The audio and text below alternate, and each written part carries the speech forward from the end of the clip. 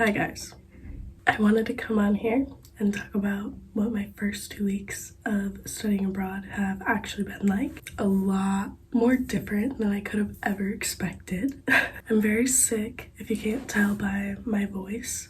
So I usually go to the University of Wisconsin, Eau Claire, and this semester, it's technically my fall semester, but it's their second trimester. I am studying abroad at Deakin University in Melbourne, Australia. So right off the bat, travel was insane. It was like 2 full days of travel to get here. I had to fly 2 flights to LA. From LA, I went on a group flight with 4 other Americans that were also studying abroad at the same college. So that was nice because I was able to meet up with them, and then at least I knew someone. And then we flew 15 hours overnight here. I unfortunately didn't sleep at all on the plane, but everybody else did. So I got a coffee from my favorite place because I feel like garbage. So the weirdest thing about getting here was I got here on Sunday morning at 6 a.m. and there was a shuttle to pick us up from the airport and bring us here. And then we checked in at the front desk of reception and we got our room keys, and then we were just kind of left to just figure it all out on our own. It was actually really, one, it's terrifying. 2, I didn't know what to do with myself. I just sat in my room and I was like, now what? I'm in a room with 5 other roommates and we have a shared kitchen, bathrooms, living room, stuff like that. But I have my own room, and here it is. We have the cheapest bedding I could find. Homie. It was kind of weird when we first got here because it was the week before classes started. Most of the students were at home still and they were on their break, so they didn't need to come back yet. I met my roommate, sweetest girl ever. I am so grateful for my roommates.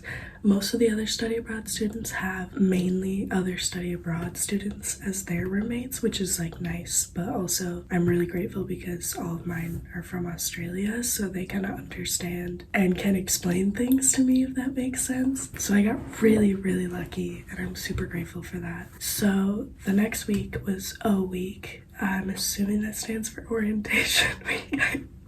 And this meant that campus had a ton of activities. You could do tours, you could meet other study abroad students, you could just go to like the bookstore, you could tour and find out where all your classes were and stuff. And everybody that I met on campus has been so sweet and helpful and very, very nice. So the students here on campus have little themed parties every night during O week, which is what I went to. And that was really fun because I was able to meet a ton of students from Australia as well as a bunch of other study abroad students, so that was super cool. What I didn't expect was for it to be so exhausting, to be so social all the time. From the second I woke up till I went to bed, like I was just talking to people the whole time, and that's just not something I'm used to at all. The drinking age here is 18, so for the first time ever, I was able to go to like bars and stuff. And honestly, I wasn't planning on doing that at all. Like if you would have asked me 3 weeks ago if I was gonna do that, I literally would have said no.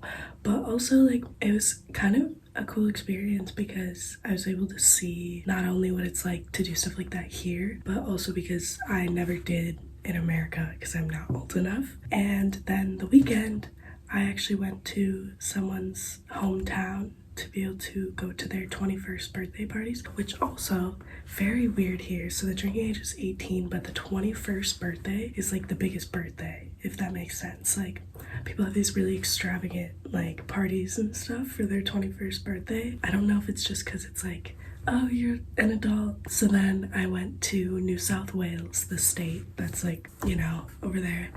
And I was able to go to like a farm town, which was cool to see because it was so different than like the city here. I actually haven't really been able to explore the city. We'll get to that, but that was super cool. So then I went away for the weekend and that was like a lot for me. I just didn't have 1 second alone for an entire week and then also the weekend. So it was kind of exhausting, but I wouldn't trade it for anything because it taught me a lot and also pushed me out of my comfort zone so far, and I'm really grateful that I was invited to go and that I was able to experience that. Also, it's winter here, which is really weird because it's July, so it would be my summer, but it's been like 50 degrees ish every day, so it really hasn't been bad. But the weather's kind of insane because it could be raining 1 hour and then the next hour it'll just be like sunny and beautiful. So that brings us to Sunday, and Sunday was the road trip back. It was like a 6.5 hour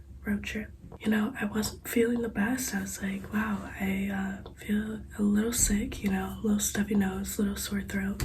The next morning, I wake up Monday, first day classes, super excited to go to them. And I feel like garbage. Like, I was like, I can't go. I cannot go. I missed my first class. Also, classes here are really weird, but I have like a morning class that you go to in person, and then later in the day, you have a seminar for the same class, usually. And that's usually online, but I didn't go. And then I was like, it's fine. Like, I had some cold and flu pills and stuff. And then throughout the week, I just kept feeling worse. On Thursday, I look in the mirror and I look at my throat, and I'm like, tonsils and stuff were all just swollen and hurt so bad. It wasn't too bad during the day when I was talking and, you know, eating and drinking and stuff, but when I would lay down, like, it was brutal. It was hard because, one, I'm in a foreign country. I don't know how doctors work here. 2, I didn't know where to go because there's places on campus you can go, but I didn't know if that was like where I should be going. COVID is still a thing. So like, if you have cold and flu symptoms, you're not supposed to go to the doctor because you could get other people sick. Then what do I do because I need antibiotics or something? Like, I'm not getting better. I look to try and get an appointment that day or Friday, and I can't get one anywhere. There's like nowhere I can get. So I'm like, okay, fine. Like, I'll feel better by Monday, but if I don't, I can go to the doctor. So Monday comes around, I still feel like, if anything, worse, honestly. I didn't really do anything too crazy. I don't know if it's just like my body's just adjusting to all these new germs and being in a new place, but I definitely didn't expect to be sick for a full week and a half. I've never been this sick this long in my entire life. Like, usually it's just a few days, and any medicine I take, like, helps a lot. I just got my booster shot, like, month and a half ago. So I was really fully prepared with my immune system. Like, really thought it was gonna keep me in check and help me out. Monday, I finally scheduled an appointment through the campus doctors. It's online. They make me get like a rapid COVID test, which I'm like, that's totally fine. So I go to reception. They give me a box of tests, and they're free, which was great. And so I take some, they're all negative, and then talk to this doctor, and she goes, you need to go see a real doctor. And I was like, ma'am, I thought that's what you were. I don't know. She tells me some places. I call, make an appointment, and then later that day I find out it's canceled. Okay, perfect. That's really ideal. My roommate told me about another place, so I called there, was able to make an appointment for Tuesday morning. I had to figure out how to get there. Like, it's a process. Like, everything here is just a lot harder to do than it normally would be. Like, I don't have a car, I can't drive because driving is so different here. You can take Ubers, but they're expensive, and also I was like, I'm sick, so I don't really want to take an Uber. Thankfully, someone offered to give me a ride. Bless her heart. So I get to the doctor, she takes one look at my throat. She's like, you obviously have tonsillitis. And I was like, okay, yeah, that's why I'm here. Like, I assumed so, based on the state of my tonsils, but whatever. And then finally I get antibiotics, and I'm taking them now. Still skipping classes.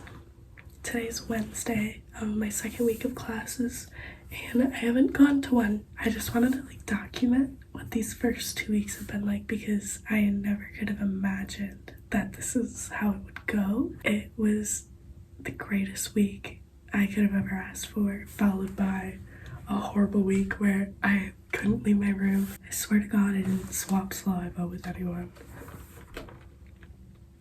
Anyways, I just wanted to give a little update on my super fun few weeks that I've had. Don't get me wrong, I'm so grateful for this experience and for the fact that my first week was really great, but it just sucks because I am paying so much to be here. It's just been a long 10 days of just being so sick. And now I have to figure out my whole insurance thing, because for my overseas insurance for study abroad people, I'm pretty sure we all have to have like the same one. I have to pay out of pocket to go to like a doctor and to get antibiotics and stuff like that, and then they reimburse me. So now that's just like one more thing I have to figure out. Like every day I wake up and I look outside and I just can't believe I'm in Australia. It's really surreal. It's been a long week, but I know it'll look better.